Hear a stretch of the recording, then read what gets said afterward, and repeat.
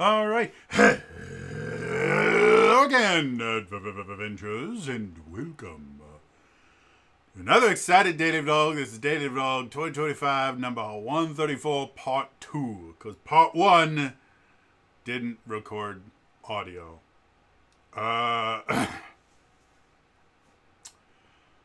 Windows update. You are a bane on my existence.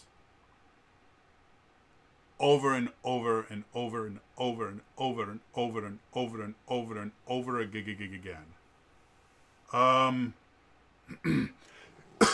Excuse me. That went down the wrong tube. Hold, please.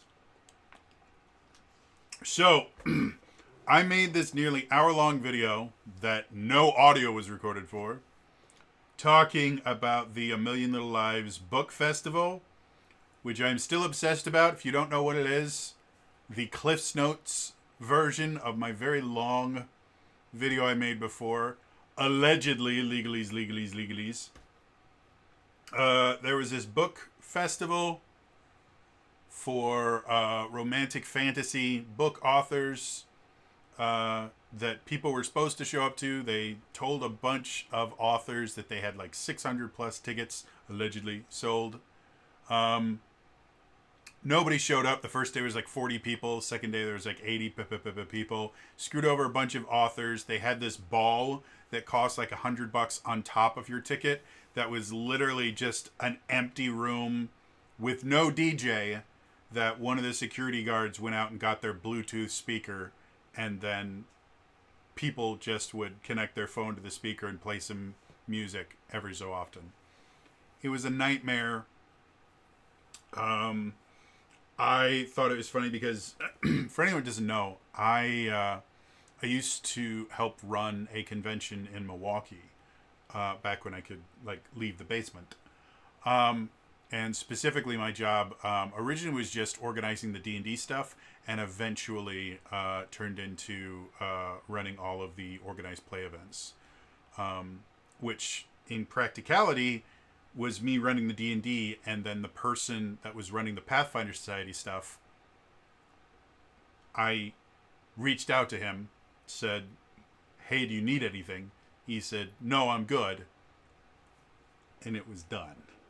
He's a super cool dude. Like, again, I have issues with Pathfinder Society in general, but the dude that was running it for this convention, super awesome.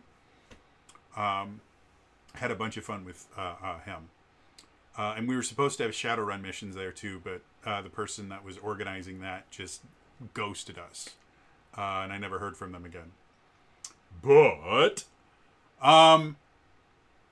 yeah, I found it hilarious because to me, compared to like the Fire Festival, which the person that was running that was actually charged and convicted of fraud.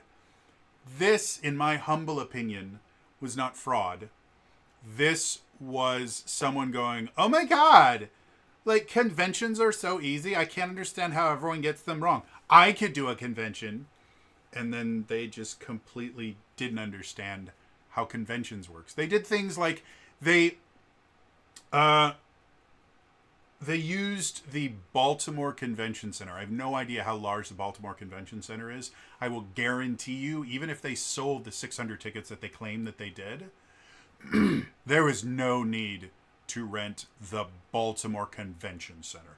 Convention centers are exactly that. They're designed for conventions with thousands of people coming, sometimes tens of thousands.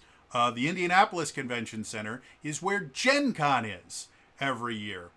And I think they maxed out Gen Con at like 70 or 80,000 attendees before the pandemic.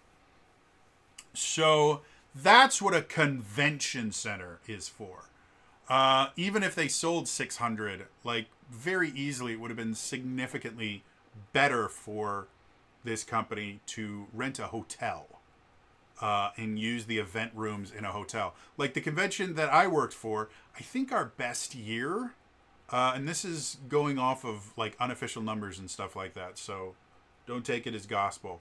But I think our best year we had somewhere between like 750 and 1,000, somewhere in that neighborhood, when I was there, I'm hoping that they've continued to grow. I have no idea because I haven't kept in contact with them.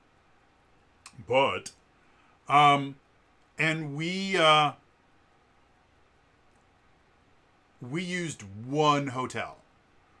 We used the majority of the meeting rooms in that hotel. Like I believe we had just about every event room booked for the convention, and it was a decent sized hotel. Like this wasn't like Motel 8 or something. Like this was a full blown hotel. It had something like 13 floors.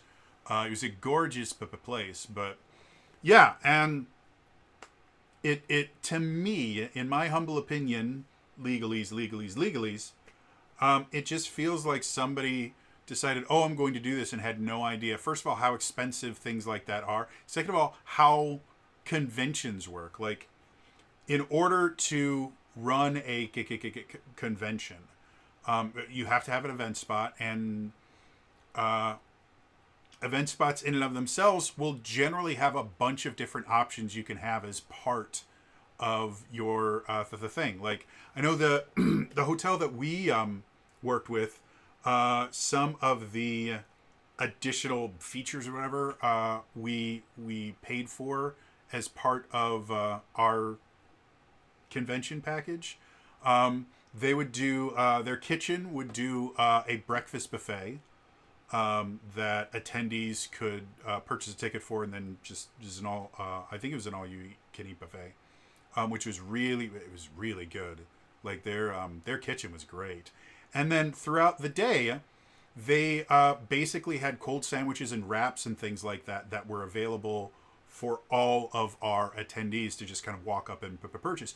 We didn't have to bring any of our own food. It was just one of the things on the drop down menu of, if you would like, we can prepare food and other things like that. You pay us this much, and then I would assume there was either some sort of revenue share, or the convention just kept everything after paying cost. I have no idea how they would do it, but and then things like chairs and tables, which A Million Lives did not have. Those are every convention center, every hotel has their own chairs and tables. 100% they do. However, a lot of them don't include them with the package because there are some conventions that have their own stuff. Like the convention I did, we didn't. We used that hotel, I think, for 2 or 3 years in a row. But before that, and I think after too, it would move between hotels depending on what was available when we were running the convention, the prices it was going to cost us, whether or not we could get a deal for having multiple years in the same spot, stuff like that. The amount of money required for reserving room blocks and stuff like that. So, yeah, I found it absolutely fascinating. I normally don't talk about drama without, here's something we can learn.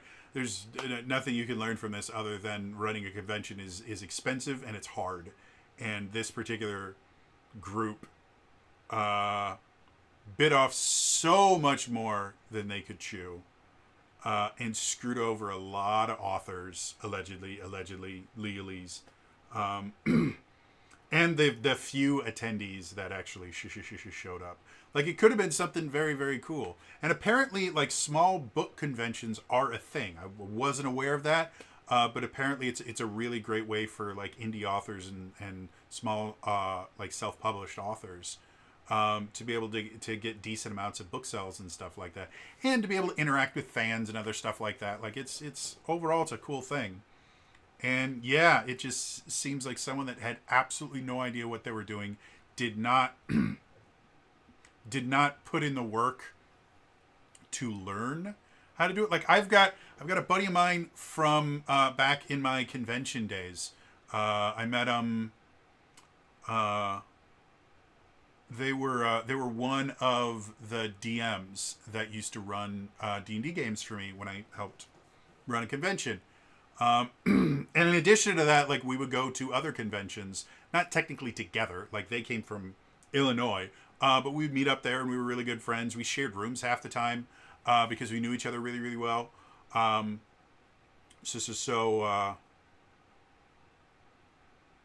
Yeah, it was... anyway, so they they started their own charity convention in Northern Illinois, and I think it's been going, I want to say it's like 4 or 5 years easily. It might be more than that. My brain doesn't remember time. But they've been doing it for a while, and every year it gets better and better. But you 100% can be sure that the first year it was very, very small. I think they had like a single room or something like that that they rented for the convention. Like it was a very, very small event, and they understood how to run something like that. Whereas this person running A Million Lives just didn't. And I just assumed that they'd be able to do everything, allegedly, in my opinion, legalese. So I had a much cooler video that went on, like I said, for about an hour where I talked about all the cool stuff there. But I have D&D in like 20 minutes, and I need to get a video out for day. So if you guys want to hear a more in-depth look into the A Million Lives thing from the aspect of someone that's worked with conventions before, I'll make another video tomorrow. Otherwise, I'll come up with something else. I am so upset because I really enjoyed that video, and I thought I talked about a lot of really cool points, and there's no sound. I hate you, Windows Update. So yeah, like I said, in the comments down below, if you guys want to hear my full in-depth review of dipshit screwing up a festival, let me know. Also, if anyone who's watching this actually attended, let me know. I would love to get some actual concrete details, because all the stuff that I know comes secondhand, either from people that were covering the event or articles and stuff like that. So anyway, I got to prep for D&D. So it's all for me today. I will see you guys next time. All right? Bye-bye.